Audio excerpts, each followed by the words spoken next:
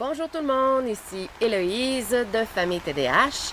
Alors, aujourd'hui, dans le cadre de notre super défi Une lecture sur le TDH par semaine, je vous propose le TDH raconté aux enfants par Ariane Hébert, qui est une psychologue québécoise spécialisée en évaluation de la santé mentale auprès d'une clientèle adulte et enfant.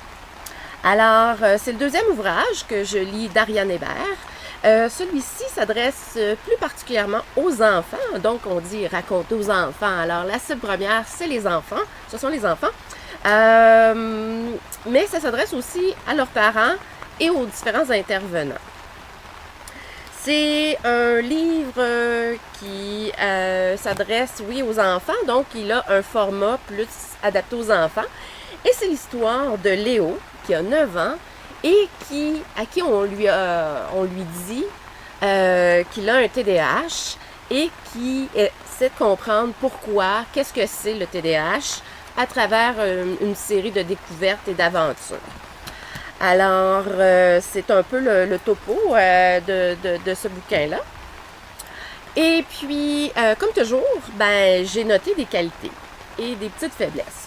Alors d'abord, en termes de qualité, super beau format. Hein? Vous voyez, c'est une couverture attrayante, mais c'est pas juste la couverture qui est attrayante. L'intérieur est parsemé d'illustrations, c'est en couleur. C'est un beau format aussi. Ça me fait penser au format des livres de Walt Disney qu'on avait quand on était jeune. Et bref, c'est super. Même les pages sont plus rigides ou plus... sont pas cartonnées, mais limite feuilles très épaisses. Ce qui facilite la consultation et la manipulation des enfants par rapport à ça.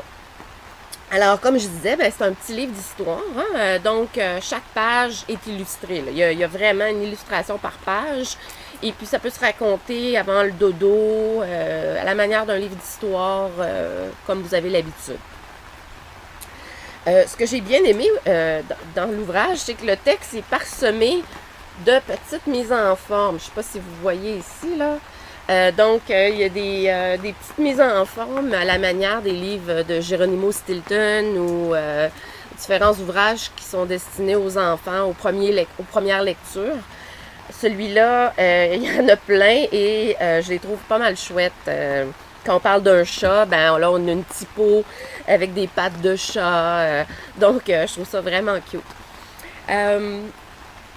On parle à l'intérieur de tous les types de TDAH. Et ça, j'ai vraiment apprécié. On parle du déficit d'attention tout seul, de celui qui est avec impulsivité, avec hyperactivité, et on parle même du TDAH adulte. Ce que j'ai bien aimé, c'est qu'on compare le TDAH, ou du moins les signes et symptômes du TDAH, à des animaux.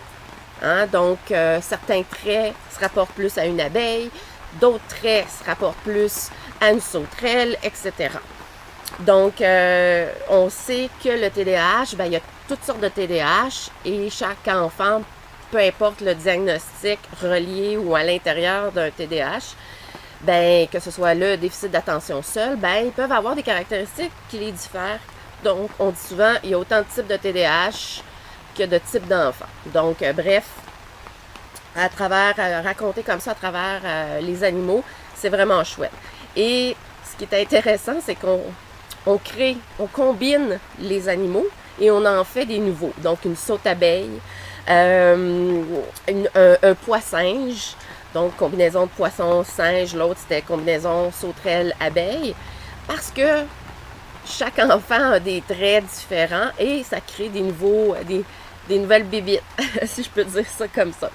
Alors ça, là, c'est vraiment une excellente idée. J'ai vraiment aimé aussi tout le parcours de Léo à travers sa découverte. Là, c'est créatif, c'est super bien expliqué. Puis je me mettais dans la peau de Léo, puis je tripais. Donc, c'est vraiment un bel ouvrage.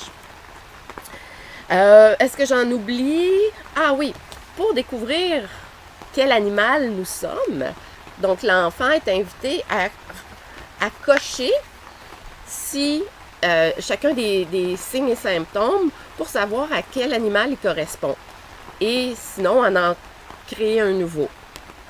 Alors, c'est ça là, c'est vraiment, c'est interactif.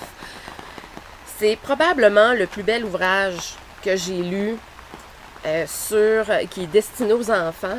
Bien sûr, on a le classique Mon cerveau a besoin de lunettes, mais celui-là, vraiment, je trouve que ça clenche à 100 000 à l'heure ce qui a été fait jusqu'à maintenant. Alors, c'est pourquoi j'ai beaucoup de difficultés à trouver des faiblesses. En fait, j'en ai pas trouvé de faiblesse. Je le trouve extraordinaire.